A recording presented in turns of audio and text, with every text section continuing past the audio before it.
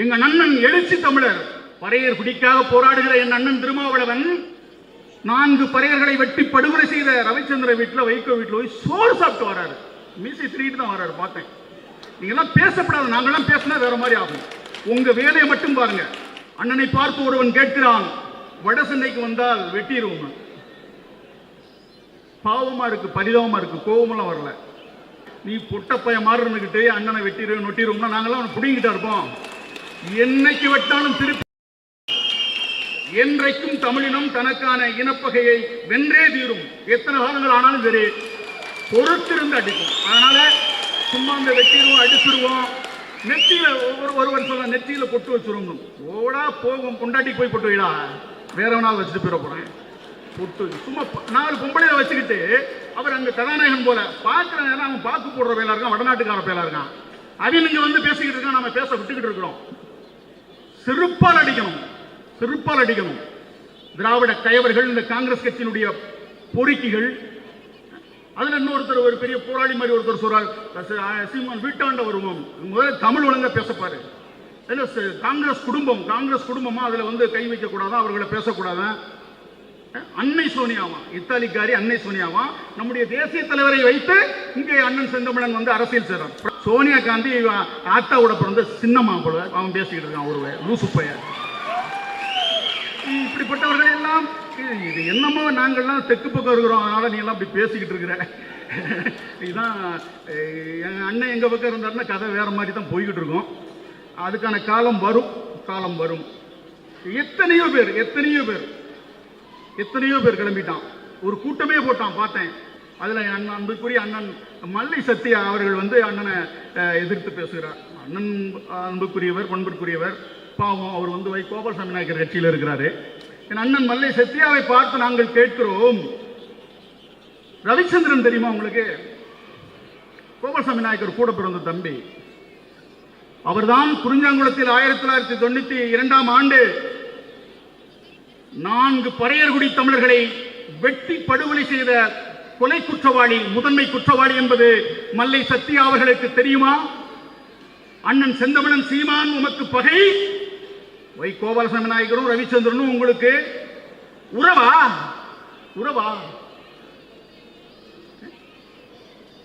நீங்க என்ன சோறு சாப்பிடுறீங்களா இல்ல வேற ஏதாவது சாப்பிடுறீங்களா? என்ன பேசுறீங்க? அதை விட்டுட்டா அண்ணன் வன்னியரசு அவர் வந்து இந்த கோட்பாடு சார்ந்துதான் பேசுவார். அவர் வந்து ரொம்ப கோட்பாடோட பேசுவார். ஏன்னு நாங்க பேசக்கூடாதுன்னு இருக்கோம். பேசுனா அது வந்து பகையா மாறுங்கிறதுனால தான் நாங்கள் வந்து இந்த அகப்பகையை வளர்க்க கூடாதுன்னு இருக்கோம். என்ன கோட்பாடு? உங்க கோட்பாடு தமிழர்களை தலித் என்று சொல்வதுதான் உங்களுடைய கோட்பாடா? எங்கள் ஐயா பெருஞ்சித்தனார் சொல்லுகிறார், தலித் என்பது தன்மான இழுக்கு என்று சொல்லுகிறார். இதே மறையர்குடியில் பிறந்த பேரறிஞர் எங்கள் ஐயா குணா சொல்லுகிறார், தலித் என்பது தமிழ் வேர்களில் வெந்நீர் பாய்ச்சுவதை போன்று என்று சொல்லுகிறார். நீங்க என்ன சொல்றீங்க? உங்க அண்ணன் திருமாவளவன் என்ன சொல்றாரு? சொல்லுங்க, எங்களுக்கு சொல்லுங்க, புரிய வைங்க. தலித் என்பது ஒரு பம்மாத்து வேலை என்று சொல்லுகிறார் ஐயா அஞ்ஞாடி நாவலாசிரியர் பூமணி அவர்கள். தலித் என்பது இல்லாத ஒன்றை இருப்பதாக காட்டும் போலித்தனம் என்று சொல்லுகிறார் ஐயா குருசாமி சித்தர் அவர்கள். தலித் என்கிற கருதுகோளையை ஏற்றுக்கொள்ள முடியாது என்று சொல்லுகிறார் ஐயா பேராசிரியர் கா நெடுஞ்செழியன் அவர்கள். நீங்கள் என்ன சொல்லுகிறீர்கள் கோட்பாட்டாளர்களே? அண்ணன் வன்னியரசு அவர்களே, வாங்க பேசுவோம், நேரடியாக மக்கள் மன்றத்தில் பேசுவோம். கோட்பாடு என்ன கோட்பாடு? இந்தியத்தினுடைய தாங்கு தசைதான் தலித்தியம். இந்திய என்பது உயர் சாதிக்காரனுக்கான இந்திய தேசிய அரசியல், தலித் என்பது கீழ் சாதிக்காரனுக்கான இந்திய அரசியல். நாங்கள் கீழ் சாதியும் அல்ல, மேல் சாதியும் அல்ல, நாங்கள் தமிழ் சாதி என்பதால் எங்களுக்கான அரசியலை நாங்கள் முன்னெடுக்கிறோம். இந்தியத்தினுடைய முக்கால் ஆரியம் தான் திராவிடம் என்று நம்முடைய மொழியாயிர பாவனர் சொல்லுகிறார். எனவே இந்தியமும் திராவிடமும் தலித்தியமும் ஒன்றுதான். இவைதான் தமிழ் தேசியத்தினுடைய பகை. அந்த பகையை நாங்கள் எதிர்க்க அணியமாகிவிட்டோம். ஐயா நம்முடைய பெருஞ்சித்தனார் என்கிற பெருமகன் முழங்குகிறார், தமிழருக்கு திராவிடம் என்பதோ அயன்மை, தமிழருக்கு இந்தியம் என்றுமே எதிர்மை, தமிழருக்கு தமிழே பொருந்திடும் இயன்மை, தமிழ் தேசியமே என்றும் பேர் உண்மை என்று நம்முடைய பெருஞ்சித்தனார் என்கிற பெருமகன் முழங்கிவிட்டு சென்றிருக்கிறார். எனவே இதையெல்லாம் குழப்புறதுக்கு தமிழ் தேசியத்திற்கு வரைவு தரானுங்க. ஒரு 2-3 பேர் கிளம்பியிருக்கான். திருமுருகன் காந்தி பேரை சொல்றதுக்கு எங்களுக்கு எல்லாம் அருவருப்பா இருக்கு. எங்களுக்கு தகுதி இல்லை, இருந்தாலும் சொல்ல வேண்டியிருக்கு. இன்னொருத்தன் நாகை திருவள்ளுவன் சொல்லிட்டு தமிழ் தேசியம் அப்படி ஒரு வடிவம், இப்படி ஒரு வடிவம், அது அவர் அப்படி அந்த கோணத்தில் நாங்கள் பார்க்கிறோம், இந்த கோணத்தில் பார்க்கிறோம், இப்படி கிளம்பியிருக்காங்க நிறைய பேர். தமிழ் தேசியத்திற்கு இது இனத்தினுடைய அடையாளம், அரசியல். தமிழ் இனத்தை, இந்த அரசியலை எங்களுக்கு வரைவு தந்தவர் மொழிப்பேரறிஞர் பாவாணர். இன்றைக்கு வாழும் தமிழறிஞர் குணா. குணாவுக்கும் பாவாணருக்கும் நீ பாடம் புகட்ட வந்திருக்கிறியா? யாருன்னு பார்த்தா இவர்கள் பிறப்பால் தெலுங்கர்கள். இதெல்லாம் சொல்லித்தான் ஆகணும், சொல்லாமலாம் நாங்க இருக்க முடியாது. ஆந்திராவில் வாழக்கூடிய தமிழன் ஆதி தமிழன் யாராவது சொல்லுவானா? நாங்க சொல்லிட்டு தெரிகிறோம். ஆதி தெலுங்குன்னு நாங்க சொல்றோமா? ஏன் இனத்தை மறைக்கிறீர்கள்? நான் போய் ஆந்திராவில் எங்க அப்பாவோ எங்க அம்மாவோ இல்ல எங்க தாத்தா மூட்டங்காலத்தில் பிறந்துட்டு நான் தமிழனாக அங்க போய் இன்னைக்கு 20 லட்சம் தமிழர்கள் வாழ்றாங்க. அந்த தமிழர்கள் தெலுங்கு தேசத்துக்கு வரைவு தர முடியுமா? யார் நீ தமிழ் தேசியத்திற்கு நீ வரைவு தர? இந்த நாட்டில் யாரு வீட்டுல போய் தெலுங்கு பேசிக்கிட்டு உன் தாய்மொழி தெலுங்கை நீ யாருக்கும் உண்மை இல்லாத சமூக விரோதியா, இன விரோதியா இருக்கிற? தெலுங்கனை நாங்கள் தெலுங்கன்னு தான் சொல்லுவோம், கன்னடனை கன்னடன் என்று தான் சொல்லுவோம், சிங்களவனை சிங்களம் என்று தான் சொல்ல முடியும். எனவே இதுல எந்த தவறும் கிடையாது. மான்கள் கூட்டத்திற்கு மான் தான் தலைமை ஏற்க முடியும், நரி எப்படி தலைமை ஏற்க முடியும்? எனவே தமிழ் தேசியத்திற்கு என் தமிழ் இனத்தில் பிறந்த என் அண்ணன் செந்தமிழன் சீமான் மட்டுமே தலைமை ஏற்க முடியும்.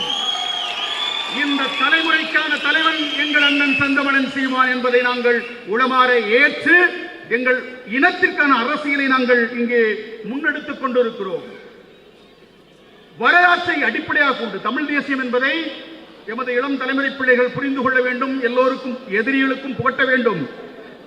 வரலாற்றை அடிப்படையாக கொண்டு அதன் மொழியை முதன்மையாக கொண்டு அதனுடைய பண்பாட்டை தன்னகத்தே கொண்ட ஒரு தேசிய இனத்தினுடைய விடுதலை கோரக்கூடிய கோட்பாடுதான் தமிழ் தேசியம் என்கிற அரசியல். இங்கே திருட்டுத்தனத்தை கொள்கையாக கொண்டு பிறமொழிக்காரர்களுடைய பித்தலாட்ட அரசியலுக்கு பேர் தான் திராவிடம். இதை நாம் புரிந்து கொள்ள வேண்டும். இங்கே வந்தவர்களை வாழாதே என்று நாங்கள் சொல்லவில்லை, எம்மை ஆடாதே என்று தான் சொல்லுகிறோம். எம்மை ஆழ்வதற்கு எங்கள் அண்ணன் செந்தமிழன் சீமான் இங்கே அணியமாகி கொண்டிருக்கிறார் என்கிற நம்பிக்கையை நான் உங்களிடத்திலே விதைக்க கடமைப்பட்டிருக்கிறேன். நீங்கள் நம்பிக்கையோடு இருங்கள். என் அண்ணன் செந்தமிழன் சீமான் அவர்களும் நீங்கள் சோர்ந்து விடாதீர்கள். நாங்கள் தம்பிகள் உயிர் போராடும் இந்த அரசியலுக்காகத்தான் உங்களோடு உங்கள் காலடியிலே எங்கள் உயிர் போகும். நீங்கள் நம்பிக்கையோடு இருங்கள். 1968 வரைக்கும் தான் இந்திய தேசியம் என்ற அரசியல் இங்கே காலூன்ற முடிஞ்சது. காங்கிரஸ் ஃபார்வர்டு பிளாக் என்கிற பெயரிலே அது அதோடு அழிந்தது. அடுத்து எங்கும் தமிழ் எதிலும் தமிழ் என்று நம்முடைய மொழி உணர்வை தூண்டி நம்மை ஏமாற்றி இங்கே திராவிடர் என்கிற திராவிட வந்தேரிகள் இங்கே அரசியலை ஆட்சியை கையிலே எடுத்துக் கொண்டிருக்கிறார்கள். இப்போது நாம் அதையும் உடைத்து நொறுக்கி விட்டோம். திராவிடம் என்கிற சொல் தமிழ் மொழியில் இல்லை. திராவிடம் என்று சொல்லக்கூடிய எவனும் தமிழன் இல்லை என்பதை நாம் இன்றைக்கு விளங்கி இருக்கிறோம். எனவே பாவாணர் சொன்ன அரசியல் இங்கே பிறந்திருக்கிறது. நடந்தது பிராமணர் ஆட்சி, நடப்பது திராவிடர் ஆட்சி, நடக்கவிருப்பது தமிழர் ஆட்சி.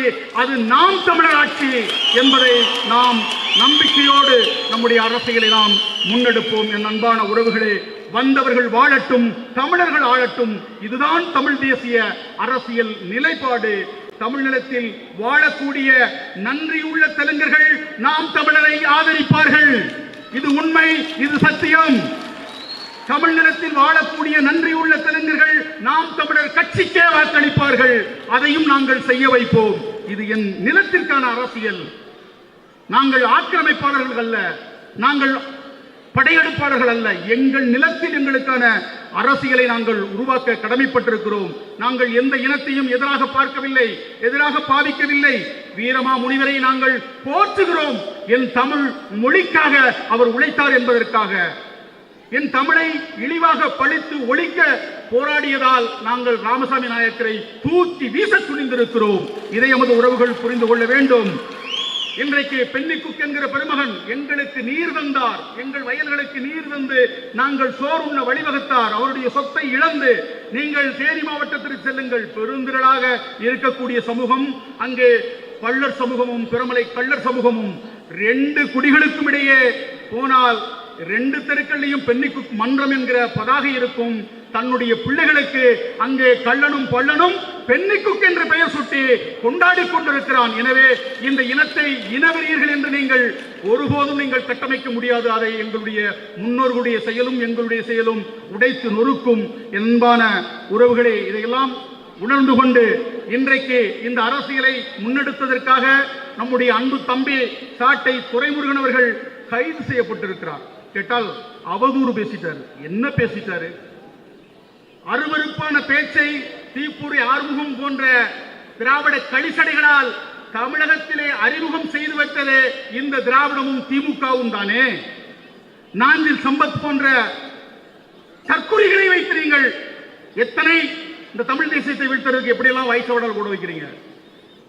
இதை விடவா தம்பி துரைமுருகன் அவதூறாக பேசிவிட்டார்? என்ன பேசிட்டாரு? கருணாநிதியை பேசினாரே வைகோ, கோபாலசாமி மைக்கர் கருணாநிதியை பேசுறார். தமிழ் இனத்தை அழித்து இந்த பிழைப்பு பிழைக்கிறதுக்கு உன் குலத்தொழிலையே செய்யலாம் என்று பொது ஊடகத்தின் வாயிலாக பேசினார்ல, அவரை கூப்பிட்டு வீட்டில் வச்சிருக்க, அவரை கூப்பிட்டு அதிகாரத்துக்கு அனுப்பிட்டு என் தம்பி துரைமுருகனை வந்து நீ சிறைக்கு அனுப்புறது என்பது, இதனால் திராவிடத்தை நீங்க காப்பாற்ற முடியாது. அதை மட்டும் நீங்க வந்து மனசுல வச்சுக்கோங்க. அது போல அண்ணன் சீதையின் மைந்தன் கைது செய்யப்பட்டிருக்கிறார். அவருடைய கூற்று முற்றிலும் உண்மை. அதற்கு சான்றுகளை அவர் முன்வைக்கிறார். அவர் பேசியது எதுவுமே தவறில்லை. அதையும் நான் வந்து அதை எடுத்துரைச்சிருக்கிற ஒரு காணொலியில. எனவே தவறு இல்லாத ஒன்றை அது எப்படி அவதூறாகும்? உண்மையை உடைத்து பேசினால் அது அவதூறா? எனவே இது போன்ற வழக்குகளை போட்டு நீங்கள் தமிழ் தேசிய எழுச்சியை முடக்கிவிடலாம் என்று நினைக்காதீர்கள். சிறைச்சாலைகள் பொறுக்கிகளைத்தான் சிதைக்கும், போராளிகளை செதுக்கும் என்று என் அண்ணன் செந்தமிழன் சீமான் அவர்கள் எங்களுக்கு வகுப்படுத்திருக்கிறார். என் அன்பான உறவுகளே, இதன் மூலமாக நம்முடைய அண்ணன் செந்தமிழன் சீமானை அச்சுறுத்தி பார்க்கிறார்களா என்று நான் நினைக்கிறேன். அவர்களுக்கு நாங்கள் சொல்லுகிறோம், சீமான் தனி மனிதன் அல்ல, தமிழ் இனத்தின் அடையாளம் என்பதை திராவிட வந்தேரிகள் புரிந்து கொள்ள வேண்டும். திராவிட வந்தேரிகள் புரிந்து கொள்ள வேண்டும். 1900 கூட்டத்தினுடைய நோக்கத்தை, அதனுடைய தீர்மானத்தை, என்னுடைய வேண்டுகோளை அண்ணன் செந்தமிழன் சீமான் அவர்களுக்கு, நாம் தமிழர் கட்சிக்கு நான் முன்வைக்க விரும்புகிறேன். 1956 மாநிலங்கள் மீளமைப்பு சட்டம் என்ன சொல்லுகிறது? 60 விழுக்காட்டிற்கு மேல் எந்த மொழி பேசக்கூடிய மக்கள் எல்லை பகுதிகளில் இருக்கிறார்களோ அந்தந்த மாநிலத்தோடு அந்த பகுதியை சேர்க்க வேண்டும் என்று சொல்லுகிறது. அதைவிட காட்டு வளங்கள் ஒவ்வொரு மாநிலத்திற்கும் 30 விழுக்காடு எடுக்க வேண்டும் என்று வரையறுக்கப்பட்டிருக்கிறது. அந்த வகையிலே இன்றைக்கு ஆந்திராவிற்கு 40 விழுக்காடு காட்டு வளம் இருக்கிறது. கர்நாடகாவிற்கு 37 விழுக்காடு காட்டு வளம் இருக்கிறது. கேரளாவிற்கு 35 விழுக்காடு காட்டு வளம் இருக்கிறது. ஆனால் தமிழ்நாட்டிற்கோ வெறும் 17 விழுக்காடு தான் காட்டு வளம் இருக்கிறது. எனவே மாநிலங்கள் மீளமைப்பு சட்டப்படி மாநிலங்களுடைய எல்லைகளை மறுவரையறை செய்து தமிழர் நிலத்தை மீட்க வேண்டும். இருப்பதை காப்போம், இழந்ததை மீட்போம் என்கிற முழக்கத்தோடு அந்த தீர்மானத்தை என் அண்ணன் செந்தமிழன் சீமான் இந்த விழா நிகழ்விலே ஏற்படுத்தி அதை அரசியலாக்கி அதை போராட்டமாக முன்னெடுக்க வேண்டும் என்று தாயக வேட்கையோடு என் அண்ணனிடத்திலே என்னுடைய வேண்டுகோளை முன்வைத்து,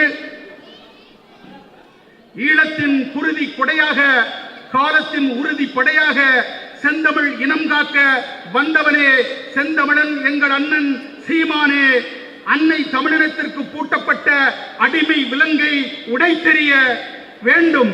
அந்நிய திராவிட ஆதிக்கத்தை அடியோடு ஒழிக்க நாள் குறிக்க வேண்டும்.